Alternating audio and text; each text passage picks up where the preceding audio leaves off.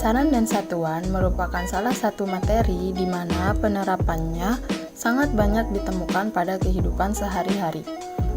Kita sering mengidentifikasi suatu benda menggunakan kata panjang, pendek, tinggi, dan rendah.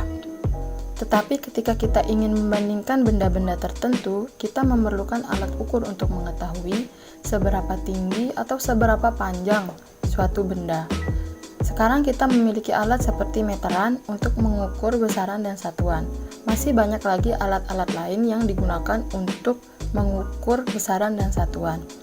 Tapi sebelumnya, apa sih sebenarnya besaran dan satuan itu? Apa fungsinya dalam kehidupan sehari-hari? Mari kita simak penjelasan pada video berikut ini. Besaran dalam fisika diartikan sebagai sesuatu yang dapat diukur, serta memiliki nilai besaran atau besar dan satuan. Adapun satuan merupakan sesuatu yang dapat digunakan sebagai pembanding dalam pengukuran. Atau dengan kata lain, satuan juga bisa dikatakan sebagai identitas dari suatu besaran. Satuan yang banyak digunakan sekarang yakni satuan internasional atau disingkat dengan SI, di mana SI merupakan satuan hasil konferensi para ilmuwan di Paris yang membahas tentang berat dan ukuran. Besaran terbagi menjadi dua. Yang pertama, besaran berdasarkan satuannya, dan yang kedua, besaran berdasarkan ada tidaknya arah. Berdasarkan satuannya, terdapat dua besaran yang kita ketahui.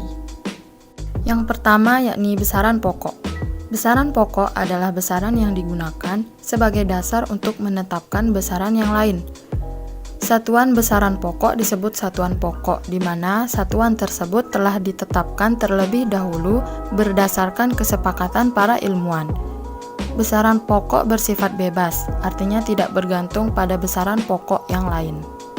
Berikut ini telah disajikan tabel besaran pokok beserta satuannya, di mana dahulu kita mengetahui hanya terdapat 7 macam besaran pokok beserta satuannya, tetapi sekarang terdapat 2 penambahan besaran pokok.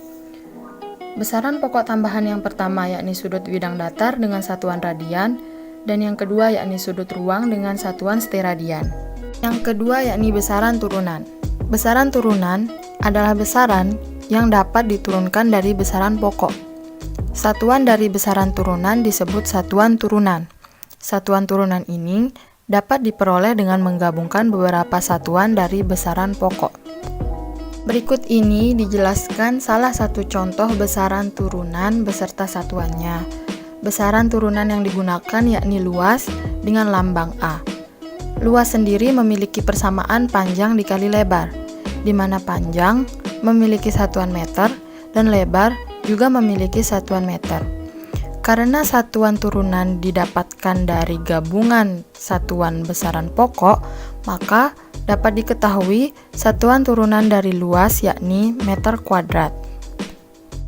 Selain luas, berikut ini dapat dilihat beberapa contoh dari besaran turunan beserta lambang dan satuan turunannya. Selanjutnya yakni besaran berdasarkan ada tidaknya arah juga terbagi menjadi 2. Yang pertama yakni besaran vektor. Besaran vektor memiliki arah yang tertentu menurut arah geraknya. Syarat suatu besaran dikatakan besaran vektor ada 3, diantaranya yang pertama memiliki arah, yang kedua nilainya bisa ditentukan, dan yang ketiga memiliki titik tangkap gaya. Contoh dari besaran vektor yakni perpindahan, kecepatan, percepatan, dan gaya. Yang kedua yakni besaran skalar. Besaran skalar merupakan suatu besaran di mana ia hanya memiliki nilai dan tidak memiliki arah. Berbeda halnya dengan vektor. Besaran vektor memiliki nilai dan arah, sedangkan besaran skalar hanya memiliki nilai tetapi tidak memiliki arah. Contoh dari besaran skalar yakni jarak, waktu, massa, dan kelajuan.